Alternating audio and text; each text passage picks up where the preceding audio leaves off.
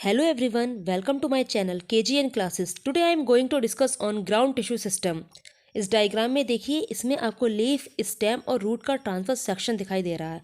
Plants में 3 types के tissue system होते हैं: dermal tissue system, ground tissue system और वेस्कुलर टिश्यू सिस्टम। हम डर्मल टिश्यू सिस्टम और वेस्कुलर टिश्यू सिस्टम को ऑलरेडी लास्ट वीडियो में डिस्कस कर चुके हैं। डर्मल टिश्यू सिस्टम में हमने डिस्कस किया था कि जिस तरीके से हमारी बॉडी पर स्किन होती है हमारी सुरक्षा के लिए, प्रोटेक्शन के लिए, इसी तरीके से प्लांट्स की बॉडी पर स्किन होती है प्लांट्स की प्रोटेक्शन के लिए। और वेस्कुलर टिश्यू सिस्टम में हमने डिस्कस किया था कि जिस तरीके से हमारी बॉडी में आर्टरीज और वेन्स होती हैं, ब्लड का फ्लो उसमें होता है, इसी तरीके से प्लांट्स में जाइलम और फ्लोएम होते हैं फूड और वाटर मिनरल्स के कंडक्शन के लिए। और आज हम डिस्कस करेंगे ग्राउंड टिश्यू सिस्टम को। ग्राउंड टिश्यू सिस्टम जो होता है वो फोटोसिंथेसिस के लिए, फूड के स्टोरेज के लिए और मैकेनिकल सपोर्ट के लिए रिस्पॉन्सिबल होता है। तो एपिडर्मल टिश्यू सिस्टम और वेस्कुलर टिश्यू सिस्टम को छोड़कर जितने भी टिश्यू होते हैं वो सब ग्राउंड टिश्यू सिस्टम को बनाते हैं। ग्राउंड टिश्यू सिस्टम को ही फंडामेंटल टिश्यू सिस्टम कहते हैं। तो ग्राउंड टिश्यू सिस्टम में ये देखिए डायग्राम में एपिडर्मिस, एपिडर्मल हेयर और ये जो वेस्कुलर बंडल है, इन टिश्यूज़ को छोड़कर ये जो हाइपोडर्मिस है, पैरेन्काइमा मतलब कॉर्टेक्स, एंडोडर्मिस, पेरिसाइकिल, मेडुलरी रे और पिथ, ये सारे ही टिश्यू मिलकर ग्राउंड टिश्यू सिस्टम को बनाते हैं। और ये जो ग्राउंड टिश्यू सिस्टम है ये सिंपल परमानेंट टिश्यू से मिलकर बना होता है। और simple permanent tissue parenchyma, collenchyma और स्क्लेन्काइमा को कहते हैं। आप इस डायग्राम में देख सकते हैं पैरेन्काइमा टिश्यू, कोलेन्काइमा टिश्यू और स्क्लेन्काइमा टिश्यू, ये तीनों ही टिश्यू जो है ये ग्राउंड टिश्यू सिस्टम में इन्वॉल्व होते हैं। Parenchymatous cells primary stem and roots के कॉर्टेक्स, पेरिसाइकिल, पिथ और मेडुलरी रेज में प्रेजेंट होती हैं। लीव्स का ग्राउंड सिस्टम जो है वो मेसोफिल सेल से बना होता है और मेसोफिल सेल्स में थिन वॉल क्लोरोप्लास्ट प्रेजेंट होता है। मतलब क्लोरोप्लास्ट जो होता है उसकी वॉल जो है वो थिन होती हैं। और जब मेसोफिल में क्लोरोप्लास्ट प्रेजेंट है दैट मीन्स ये फोटोसिंथेसिस के लिए रिस्पॉन्सिबल है। आप इस डायग्राम में देखिए, इसमें आपको ये पैलिसेड मेसोफिल और स्पॉन्जी मेसोफिल दिखाई दे रहा है। तो जो इलोंगेटेड सेल्स जो हैं, ये लंबी लंबी जो सेल्स हैं, ये पैलिसेड मेसोफिल है और ये स्फेरिकल सेल्स हैं, ये स्पॉन्जी मेसोफिल है। आपको इसी में ही डार्क कलर के पैचेस से दिखाई दे रहे हैं। ये जो डार्क कलर के, ग्रीन कलर के जो पैचेस हैं ये क्लोरोप्लास्ट है और क्लोरोप्लास्ट जो है वो फोटोसिंथेसिस के लिए रिस्पॉन्सिबल। इसीलिए लीव्स को प्लांट्स का किचन कहा जाता है। कॉर्टेक्स एपिडर्मिस और स्टील के बीच में प्रेजेंट होता है। डायग्राम में आप देखिए, इसमें हाइपोडर्मिस, जनरल कॉर्टेक्स और एंडोडर्मिस इंक्लूड होती हैं ये कॉर्टेक्स में। और स्टील जो है वो पेरिसाइकिल, वेस्कुलर बंडल और पिथ से मिलकर बना होता है। आप ये देखिए यहाँ पे इस डायग्राम में ये देखिए कि स्टील जो है वो क्या है, सेंट्रल सिलेंड्रिकल पार्ट होता है और ये इसमें पेरिसाइकिल इन्वॉल्व होती है और वेस्कुलर बंडल मतलब जाइलम और फ्लोएम, मेडुलरी रेज और पिथ इन्वॉल्व होता है इसमें। ये चारों ही मिलकर किसका फॉर्मेशन करते हैं, स्टील का फॉर्मेशन करते हैं। नेक्स्ट है हाइपोडर्मिस। हाइपो का मतलब होता है नीचे, तो एपिडर्मिस के जस्ट नीचे जो है वो हाइपोडर्मिस प्रेजेंट है। हाइपोडर्मिस डाइकॉट स्टेम में कोलेन्काइमेटस होती है, मतलब कोलेन्काइमा टिश्यू से मिलकर बनी होती है। मोनोकोट स्टेम में स्क्लेन्काइमेटस होती है। और ये जो डायग्राम आपको दिख रहा है ना, ये स्टेम का डायग्राम है, इसलिए एपिडर्मिस के जस्ट नीचे हाइपोडर्मिस आपको दिखाई दे रही है। लेकिन अगर हम रूट की बात करें तो रूट में ये एब्सेंट होती है।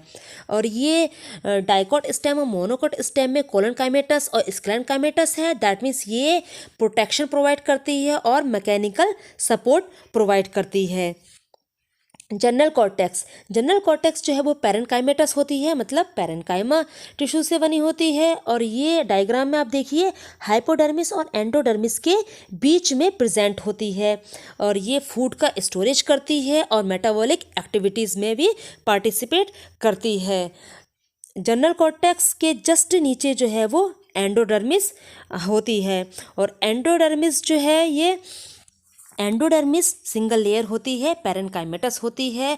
और इस आप डायग्राम में देखिए इसकी जो सेल्स हैं ये लंबी लंबी सी हैं, मतलब इलोंगेटेड हैं, तो ये वर्टिकली इलोंगेटेड हैं। और एंडोडर्मिस जो है वो वुडी डाइकोट स्टेम में और जिम्नोस्पर्म और एंजियोस्पर्म के लीव्स में एब्सेंट होती है। और ये जो एंडोडर्मिस की सेल्स का जो शेप होता है वो क्रॉस सेक्शन में अगर हम देखेंगे तो वो वेरल शेप होता है। और ये जो सेल्स हैं वो कॉम्पैक्टली अरेंज हैं, इनमें स्पेस नहीं होता है। नेक्स्ट है पेरिसाइकिल। डायग्राम में देखिए पेरिसाइकिल जो है एंडोडर्मिस और वेस्कुलर बंडल के बीच में प्रेजेंट होती है। ये फ्लोएम और जाइलम को वेस्कुलर बंडल कहते हैं, तो एंडोडर्मिस और वेस्कुलर बंडल के बीच में पेरिसाइकिल प्रेजेंट होती है। आप ये जो डायग्राम है सेलुलर डायग्राम देखिए, इसमें जो ऑरेंज कलर की जो लेयर्स हैं ये पेरिसाइकिल हैं। तो पेरिसाइकिल जो है वो सिंगल लेयर भी हो सकती हैं और ये मैनी लेयर्स भी हो सकती हैं।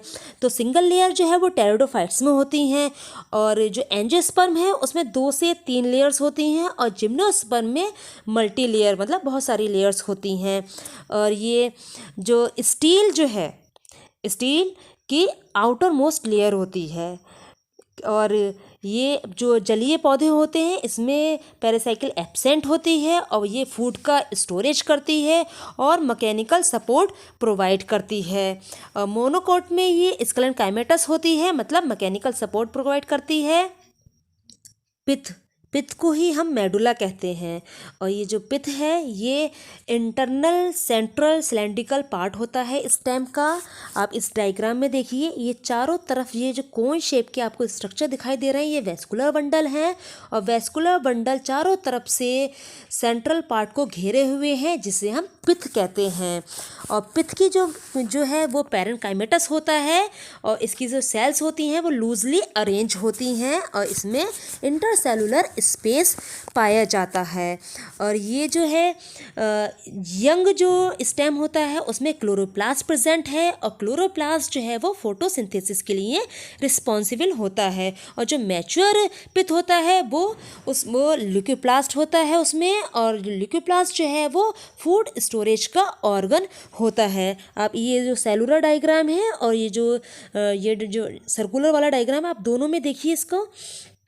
एक चीज़ नोट कीजिए आप कि जो डाइकोट स्टेम है उसमें लार्ज और वेल डेवलप होता है पिथ, और डाइकोट रूट में रिड्यूस होता है, मोनोकोट स्टेम में एब्सेंट होता है।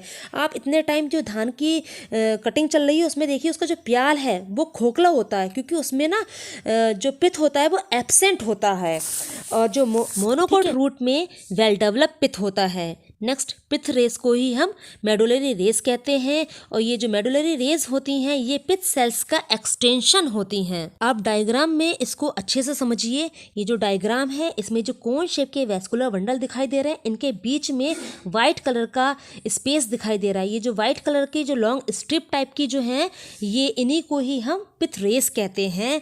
और ये जो पिथ रेज हैं ये वेस्कुलर बंडल को सेपरेट कर रही हैं, और ये पिथ सेल्स का एक्सटेंशन है।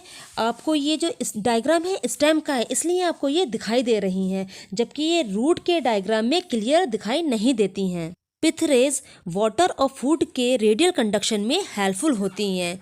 Thank you class.